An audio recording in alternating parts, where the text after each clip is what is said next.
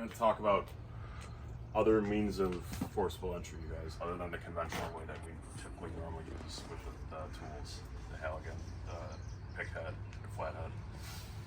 So we're going to go over, the first station is, there's 5 different locks we're going to manipulate with the key tool. It's basically the simulating a rim lock, a deadbolt, a mortise lock. All right, so we're going to use that with the K tool. Also, it's the key tools are with the actual K tool itself. Okay, we all carry them. They're all on every engine, along with the A tool as well, that we'll talk about over here. So that's one station. We're going to talk about mortise locks. We come across these in commercial buildings, apartment buildings. We have them all over. They're very easy to manipulate. There's numerous ways to get through them. Today we're going to talk about the K tool and the A tool. So basically the K tool, like I said, we all carry them. This is something we've never done before. We've always just talked about it, but now we have a prop that we can actually utilize it for. So this is a K tool. It's basically a blade in the shape of a K, all right? And it has, this is where you stick your adze in, okay? So basically, this flat blade is in line with the jam. If you put it, the K towards the jam, you potentially screw up the lock, all right? So basically, you set this over that, take the adze in. You want to make sure this is flush with the lock. Otherwise, if you pull that lock out, you're gonna completely destroy the mechanism. Push that down. You're gonna have your partner hit, or if you're by yourself, you can do it as well. You just want enough to get a bite. If you continue to hit, and you will shear that lock right off, and you'll have to find another way to get inside. Once you do that, you want to pull up, not down. You want to pull up. You want to pull that cylinder out. Once you pull that cylinder out, there's something called a cam. It's in the shape of a key. That will give you a determination of what size key tool you need to manipulate that lever inside. Because we carry all different sizes. So once you do that, you come here. There's two ways. It's like a time clock. You either go from 5 to 7 with your key tool, or you go from 7 to 5, depending on the orientation of the door. So once you do that, you basically go from 7 to 5, manipulate that lock, boom, you got the door open. It's just a deadbolt. That's all it is. Okay? You guys have any questions? We'll talk about the A tool quickly, and then we'll get to work. So same thing with the A tool. We all carry them. It's called the officer's tool. So the premise behind this is the same as getting your forks. You're going to use the forks on the adze tool. You want to get behind the lock. You want to angle it like this, because if it's flush, I'm not going to do anything. All I'm going to do is shear that lock right off. You want to get behind the skin of the lock, angle it, and then do the same thing. Just enough to get a bite, pull up. You're going to pull that lock right out. Okay? You guys have any questions? Very basic. We're just going to worry about technique and kind of go from there. Okay?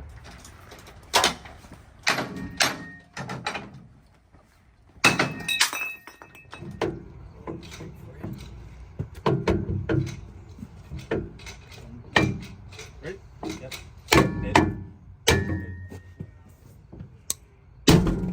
Ready? Hit. Hit. Hit. Hit. Hit.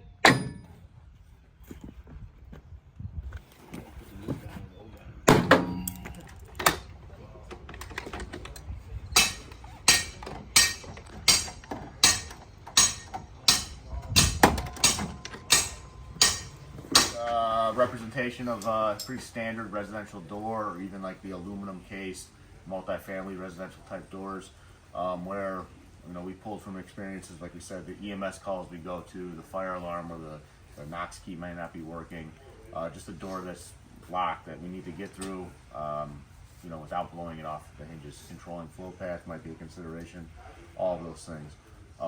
Again, we all know we can gap that door. Sometimes we can just get enough distance in that door to allow for it to open, but the shove knife itself, most of the officers, it seemed like today so far, have carried some on their person, and this just came out of someone's pocket as well, so we'll talk about that kind of at the end. But your standard shove knives, what we're going to mostly attempt first.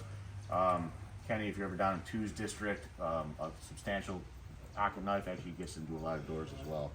Things to point out, where this is engaging in the door, if there's pressure on it, it's not going to allow for this to move. So if we can push on that door and kind of open up some of that gap, we're kind of creating a little bit more space for it to move. So we press down by the knob itself, insert our shove knife to the door side, not to the frame side, because we've had people insert this tool actually behind the strike plate. Thank you. All right, so we're going to come down on that. Throw, doing it backwards, but kind of roll. So I'm rolling away and in, and it's catching on that soft brass material. Okay, so this hook side here kind of cuts into this brass material, it rolls and disengages it, so it opens up. All right, questions with that? We like to point out, some guys can do this 5 times in a row, close it one more time, and just the mechanical portions of the lock reset, and then they can't do it again. So sometimes that's the reality of it. Give it off to a partner. Sometimes they have the finesse to get it. But again, if that's not working, think of the next steps down the road. What we need to do. Over the years, we've started implementing some more of these techniques in the academy. So some of the more senior guys or guys about my age range and up may not have seen some of these techniques that we kind of set as the ground rules for forced entry or more unique forced entry. I'm sure we could all pull from our experiences. We've been on calls that required cutting through chains, cutting through locks, trailers on fire, shipping containers, things like that, where you might see a variety of lock. So if you guys looked at the Target Solutions, we kind of discusses in bullet point types of locks you might see out there. Very cheap, simple locks are a 1/4 of an inch or less in the shackle itself. These can be defeated just by striking them. They can be defeated by sending the pick through and striking on the Halligan bar itself, or even with the forks in and a simple twist sometimes blows those locks kind of right open. All right. And then we get into the bigger, heavier locks. This is still a lighter duty lock than what this master lock is. But again, the shackle might cause a little bit more resistance. All right, something to point out with that when we go to the bolt cutter side is utilizing the bolt cutter as most appropriately or as best as possible. You can see on the tips kind of where it's blown out and broken. So if we can cut down in the base of the tool, if there's space that allows, go ahead and get that bolt cutter all the way in there and then see how much force it actually takes. This type lock, this might be a little bit too much for this depending on who's operating it. And this bolt cutter would not defeat this type of lock here. So just something to consider in the size of the lock itself. Beyond that, what is locked, how is that lock kind of engaged or encased, and we'll talk about that in the puck lock. Is the material around it substantial? Is the chain substantial? Can that be removed more simply than the lock itself? And what is the reason for us getting rid of it? So a couple guys have already brought up, sometimes they're on things that require mechanical, sometimes just to keep people out. So kind of what is the purpose of us defeating this lock should be the consideration and the size up of it. So the puck lock itself, I think a lot of guys here have cut. We used to say a 1/3 down, 3/4 up, right? And it used to align, it seemed like, with the stamping on it. The size up of this lock then requires to see where the key inserts, and then at a, it will ride, the locking mechanism will ride in the same orientation of that. So you have this limited space where cutting is most effective with our K12, and we cut perpendicular to that, and it drops out the entire cylinder. Again, you've seen these on trucks, vans, shipping containers, where it might be fully encased like this, where getting that access to that blade is more difficult. So again, maybe just feeding or going through this lock is not the best option, but we do show it and teach it, and it is effective when you can actually cut the lock where it does drop out. All right. With that, I do like to mention, because guys just get focused on a singular tool, if at first our cut is kind of inefficient, maybe taking a sludge to it and it breaks it open, and you see it over here will actually defeat the lock itself. So questions on the locking portion. I'm going to point out that prop that's hanging on there. We've used it now a couple times. They taught it in this previous academy. It's the first time we had it out. We have 2 different types of shackles. There's one with a single cut in it, that's the heavy duty style, and then 2 with a double cut side. It's more like a medium duty shackle. In the first go around, we did have to strike and then twist. And then the second go around, we put the heavy shackle on, and it took quite a bit more work to get through. So we should have time to do both if you'd like to, and see where we're at. We'll talk about more of that in depth as well. Feeding the lock, and again, this is a 2-notch prop that we created. All right, and again, just for visual orientation, the clevis pin itself and this bolt kind of align so it keeps some space and distance. All right, so this chain we've identified it to be pretty substantial, and the easiest area to defeat would be the lock.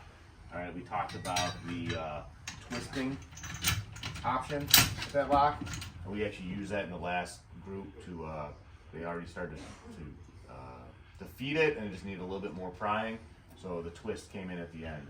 For this here, we've identified we're not going to twist it, we're not going to drive our pick side into it. We're going to go and engage the Halligan bar into the crotch, the locking portion into the crotch of the Halligan bar. All right, we've also seen where we twist this chain to try and limit its distance. And what we found out over time in doing this in the academy is it kind of creates like a shock absorber through the chain. So it seems to work best. It's fully engaged to press down. We're in a good sturdy position here holding it. Our hands are safe. We're giving this striking area enough room for the next person with the axe to come in and strike. Okay, same thing. Hit, strike, and stop. All right, if something's kind of getting crazy, we saw this going into the ground, the chain's starting to give, this material's starting to give, whatever, we go ahead and stop it. We're simply gonna come here with our axe, give it some strikes, and we're not gonna do it in full. I'll let you guys do all that, but just to see it. The biggest thing to point out and to identify before we kind of really get into it and get hyper focused on it in the tunnel vision, make sure our feet are safe. So the way we're standing right now, our feet are in good spots. Like I talked about, we've seen guys really get focused, start to fatigue and get gassed, and then this axe slips and bust them in their foot. All right, again, this is not some crazy, it needs to be done right now. We're trying to have the right technique and just go through and defeat the slot. So I'm gonna step out of the way, fire gloves, you know. Hit. Hit. Hit. Hit. Hit.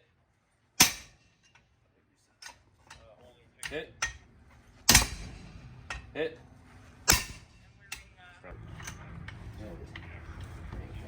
Hit. Hit.